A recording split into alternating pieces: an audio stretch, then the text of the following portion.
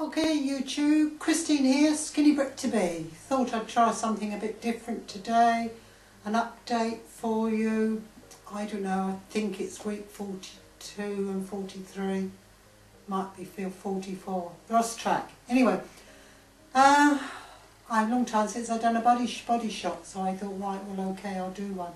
So this is me at the moment. I am 180.6 pounds, something like 156 pounds since I started this journey following gastric bypass. Yeah, forgot to say. Those of you who've only recently perhaps started watching, or this is your first view of me, yes, I had gastric bypass in January 2011. And today is Wednesday the 16th of November. So yes, so this is me at the present. And a view of the back. Don't like my bottom very much at the moment, but it's going down.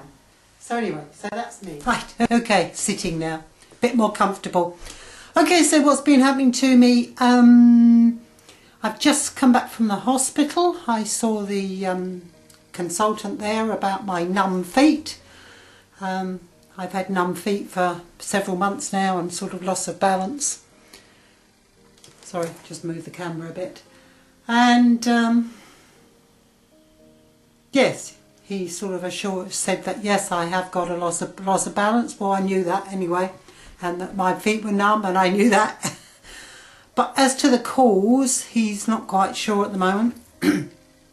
He says it's called neuropathy, and sometimes they never ever find the cause of it, etc. But one of the some of the main culprits quite often are diabetes, alcohol and smoking can be the worst causes of it, etc. Neither of which I do. I have a very occasional drink. I certainly don't have diabetes, thank God. And I never have had diabetes, and I certainly don't drink or smoke. So we can virtually rule those out. The other thing, he said it's just possible that I have something to do with my ears, the balance in my ears. So he's sending me for an MRI scan, which, knowing the British NHS, will probably be in 6 months' time. No, probably joking, probably only in a few weeks' time, but certainly no hurry. And the other possible culprit is vitamin deficiency, particularly as I've noticed there's sort of more since surgery. But I don't know whether I've noticed it more since surgery because I've lost weight and I'm now more active, or because it's got worse. I don't know which it is. So I asked him what were the most likely culprits, and he said, do you wear false teeth? And I said, no, I don't. He said only that sometimes the stuff that they put on false teeth it's got zinc in it, I think he said, and that can leach out copper from your body and can cause problems, but I don't have false teeth, so it's not that. The other possible culprit is B vitamins.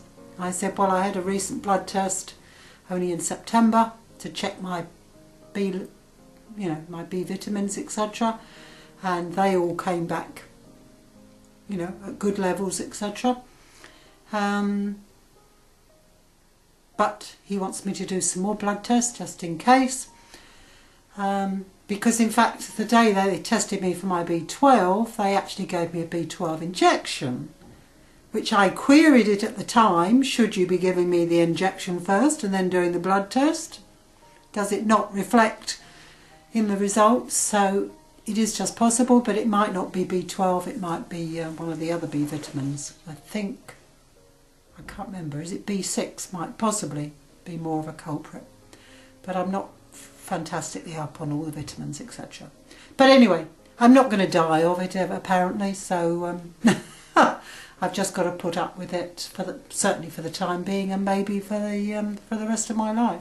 But it does limit a little bit how much I can get around, etc. Because when you can't feel your feet and you feel as though you've got, the equivalent of flippers on your feet, it's quite difficult placing your feet one in front of the other safely, etc.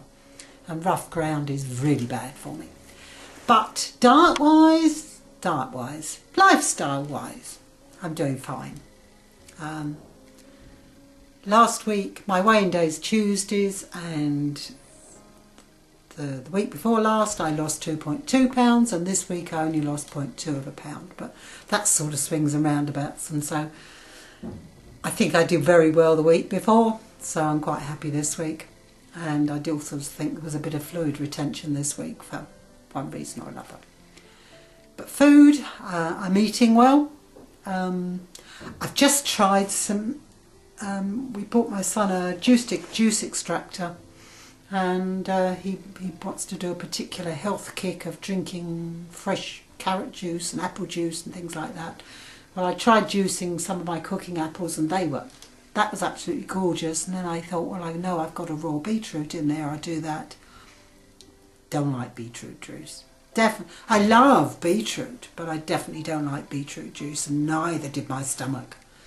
I mean, I only had a small sippy mouthful sort of thing, but that went down like a lead balloon, and my God, I thought I'm going to throw up in a minute. So isn't it strange how different things affect people? The other thing is, I've got a very weird craving this week. I've always liked raw vegetables and fruit and things like that. I've tended to prefer them raw. I like skin on apples, pears, everything. Even at a pinch I'll eat orange skins, etc.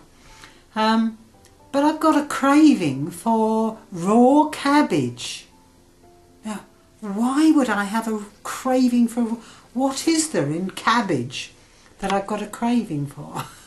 So I think I'll have to look that up, but every time I pass the fridge, I feel like slicing myself off a few shreds of it. But it ain't bad calorie-wise, is it? And it's certainly better than sweets, cakes, cookies, alcohol, you name it, etc. So, funny thing, this world, isn't it? And this journey is such a strange one. I really don't get it sometimes. Anyway, hope you're all doing well. It's supposed to be just a short and sweet one. I've probably talked and talked and talked. But hope you're all doing well. Speak to you soon. Bye.